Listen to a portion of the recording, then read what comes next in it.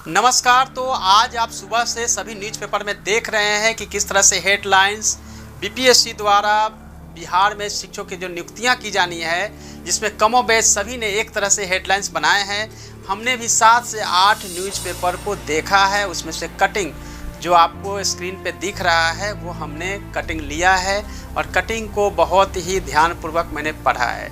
उसके बाद मेरी जो पहली प्रतिक्रिया है कि यह विश्वस्त सूत्रों के माध्यम से जो आई है अभी ऑफिशियली आना बाकी है, पहली बात है। दूसरी बात है कि सभी ने बताया है कि 1,79,000 प्लस शिक्षकों की नियुक्तियाँ होनी है, लेकिन 6 से 8 में जो 1745 बताया गया है, मेरे ख्याल से वह डेटा जो है कहीं ना कहीं गलत है, क्योंकि इतनी कम संख्या नहीं हो सकती है, क्योंकि मैं एजुकेशन डिपार्टमेंट में था और जो कैलकुलेशन हुए हैं कहीं ना कहीं मिस्टेक है, पहली। दूसरी बात है कि जो आई है रिक्तियाँ वो जिले से प्राप्त होने के बाद आई है और जैसा कि आपने देखा है कि यह पदवर्ग समिति को भेज दिया गया है। तो सबसे पहले हम एक डायग्राम के माध्यम से समझेंगे कि यह प्रोसेस क्या होती है। सामान्य तौर से 2006 से पहले आप सभी जानते हैं कि जो नियुक्तियां हो रही थी वो बीपीएससी द्वारा ही हो रही थी।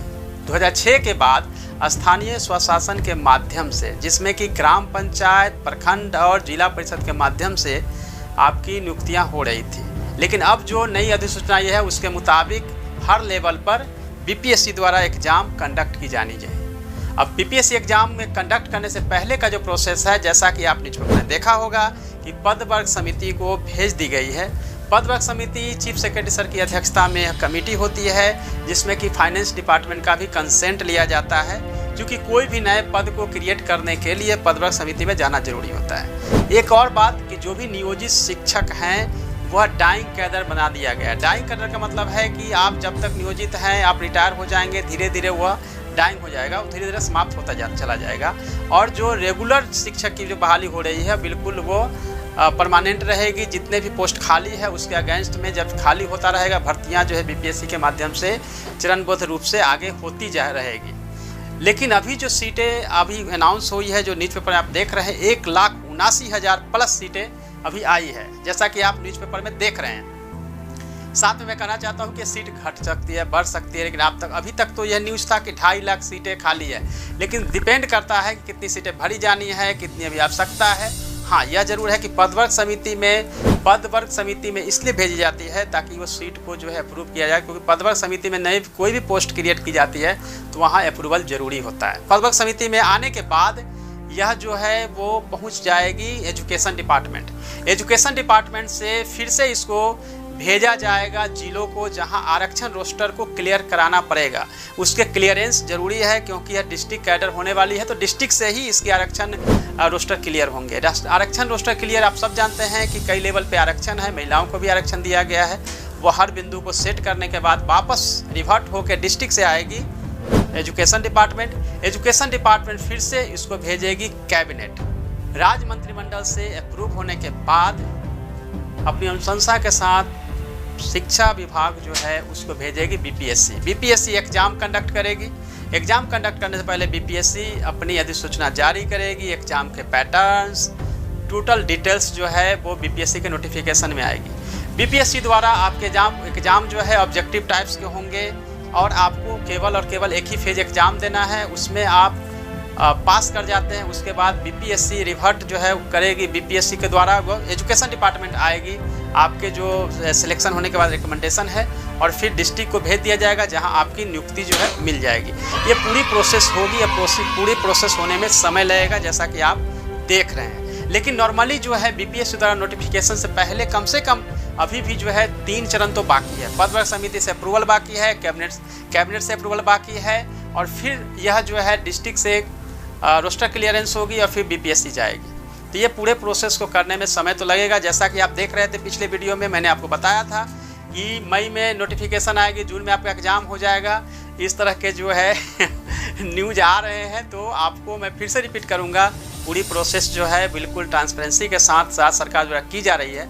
इसमें समय तो लगेगी, लेकिन हाँ, जो भी होगा ठोस होगा, लेकिन बहुत जल्दी प्रक्रियाएं की जा रही है, इसलिए समय तो कम लगेगा, लेकिन इतना नहीं कम समय नहीं लगेगा कि आपको 50-60 दिन में एग्जाम देना है। एटलीस्ट फिर से रिपीट करूंगा कि आपको 3-4 महीने का समय मिलेगा एग्जाम देने के लिए। निश्चिंत रहिए, अपनी तैयारी को आप आगे बढ़ाते रहिए, लेकिन इतना जरूर रखिए कि जब तक शिक्षा विभाग के द्वारा कोई ऑफिशियल नोटिफिकेशन नहीं आता है तब तक कोई भी जो न्यूज़ बाहर फ्लैश होती है उस पर बिलीव करना बड़ा मुश्किल होता है। बिकॉज कोई भी जो है पोस्ट या विश्वस्त सूत्रों से जो न्यूज़ आती है वो ऑफिशियल नहीं हो सकता है। इसीलिए देखा जाएगा कि 6 से 8 में आपने देखा 1745 केवल सीट बताई गई है। यह संभव नहीं लगता है, 1745 नहीं बल्कि बहुत अधिक उसमें भी सीट होगी।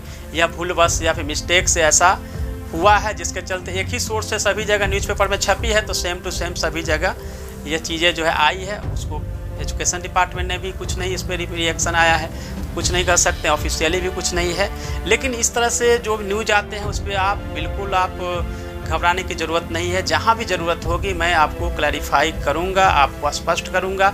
आप सभी अपनी तैयारी पे फोकस रखिए और जो भी न्यूज़ आता है, जब भी आपके मैसेज आते हैं तो मुझे आना पड़ता है आपको बताने के लिए।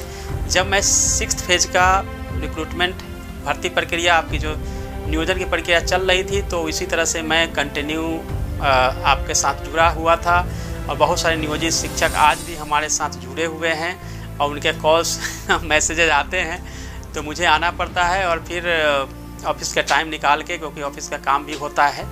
तो मैंने जैसा पहले भी बताया था सैटरडे से हम आपको क्लास लेना शुरू करेंगे। आपके मटेरियल्स भी PDF के माध्यम से अवेलेबल होगा।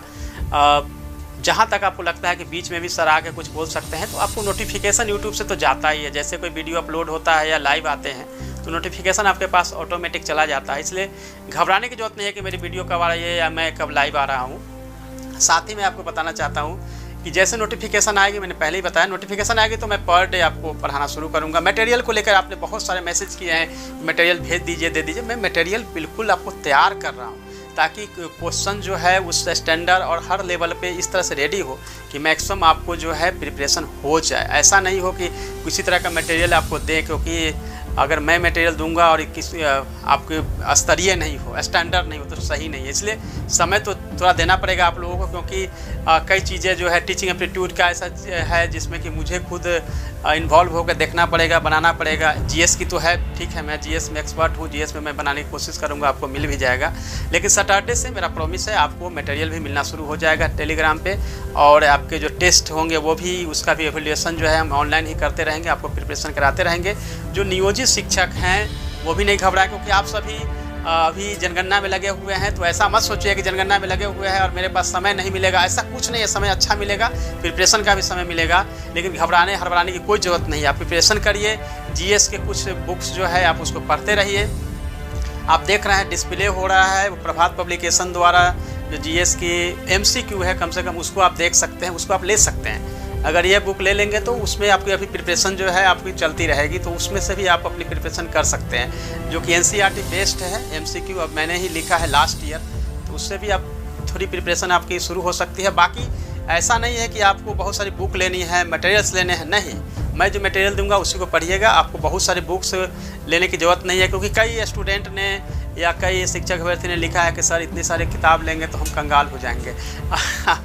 इसकी चिंता नहीं करनी है। जो भी बुक्स वगैरह होगी और जिस लेवल पे मेरी हेल्प की ज़रूरत होगी, ऑलवेज मैं आप लोगों के साथ हूँ, क्योंकि आज से 3 साल पहले से जो शिक्षक अभ्यर्थियों और नियोजित शिक्षकों के साथ जो रिश्ता है वो बहुत पुराना है और आगे भी कंटिन्यू रहेगा। और मैं आप लोगों के साथ हमेशा जुड़ा हुआ हूँ और आपको कंटिन्यू मैं आपको तैयारी करवाता रहूँगा। आज जब भी इस तरह की कोई भी न्यूज़ आएगी जिसमें कि आपको आप घबराने लगते हैं, परेशान होने लगते हैं, उसको दूर करने के लिए भी आता रहूँगा। धन्यवाद, ऑल द बेस्ट।